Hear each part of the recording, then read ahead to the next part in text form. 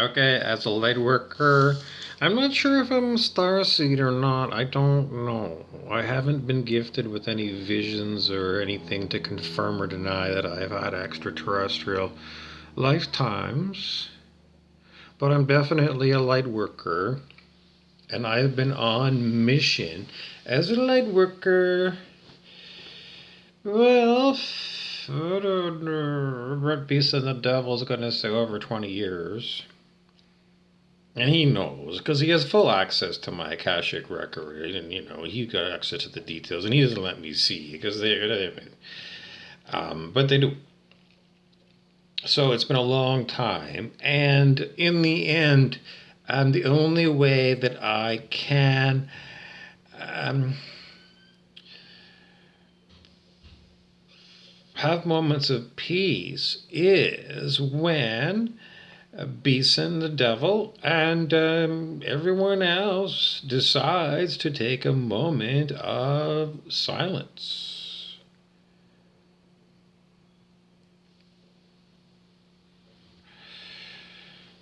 And it does happen from time to time. Usually, yeah. I don't know. I don't know. In my day, I don't know. I don't know. I don't know. Anyway, I was just talking to the guy who was like the targeted individual. And Star Trek, the original series, it's on Netflix. And if you watch Mudd's Woman, Mudds Woman, and it's the story, spoiler alert, where women use the power of their own imagination and give their power away to Harry Mudd, and especially to Harry Mudd's pills.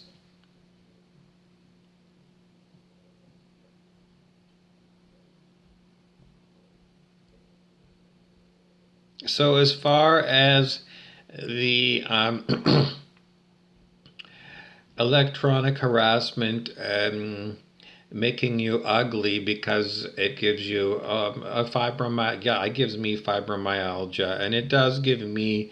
I don't know. It just does feel like it's what I call the grup. It's like a psoriasis skin condition. Um, I don't know. Lots of other things. But what do you learn from Mud's women? They really, what you should be looking at as the model for your body is Vitruvian Man by Leonardo da Vinci. You should look at that and say, the true human, not just you, but everybody on the planet, for, the human, that's the male version. I don't know if Da Vinci, he was known as a homo back in those days. I mean, I don't know. They did all that kind of stuff, They made all those statues of everything, David and all that stuff. And they were clearly homosexual. But that's no problem, because I don't believe that way, too. I just, I just done it as a side. But anyways, it's just if you want to know what the mold of man looks like, it would be Vitruvian Man by Leonardo da Vinci. Because it's based upon phi, which is PHI, and that's sacred geometry. And the sacred geometry is the divinity, and it is the divinity code for the human morphic field. Morphic fields you can research Rupert Sheldrake.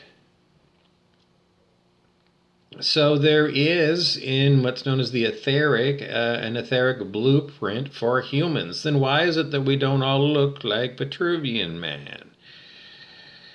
Um, it would be considered to be fractal codes that are distorted in mind. How did they get distorted in mind? Hate.